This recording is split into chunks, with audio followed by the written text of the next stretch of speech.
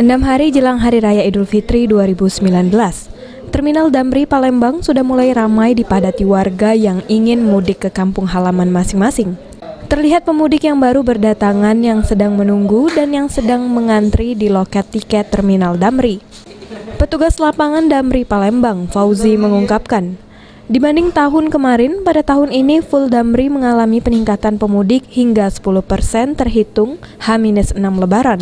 Dan puncak pemudik diperkirakan pada H-2 Lebaran. Ia menambahkan pada hari ini ada 3 bus yang keberangkatannya ke Pulau Jawa. Mungkin untuk tahun ini dibanding tahun kemarin peningkatan 5% sampai 10% sampai hari ini ya. Nah untuk puncaknya ya perkiraan ini udah mulai jalur puncaknya. Hari ini sampai besok sampai H-2 mungkin puncaknya nanti. Kayak hari ini mungkin 3 bis kami berangkatkan ke Jawa hari ini. Berdasarkan pantauan PAL TV di Terminal Damri Palembang, pada hari ini sudah mulai ramai pemudik yang bersiap-siap pulang ke kampung halamannya menggunakan moda transportasi darat ini.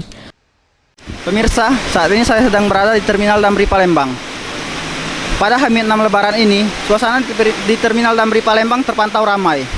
Dari keterangan pihak Perum Damri, arus mudik tahun ini mengalami peningkatan dari tahun sebelumnya.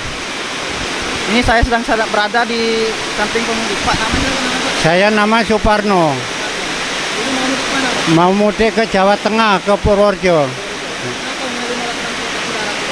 Karena mobil Damri harganya lebih murah dibanding mobil bis-bis lainnya. Dan lagi kami ini sudah terbiasa naik Damri dari mulai tahun 90 sampai 2019 ini kami kalau mudik ke Jawa terus selalu naik Damri itu terus. Demikianlah laporan dari kami di Terminal Damri. Kembali ke studio. Heru Wahyudi, Aprianto, PAL TV.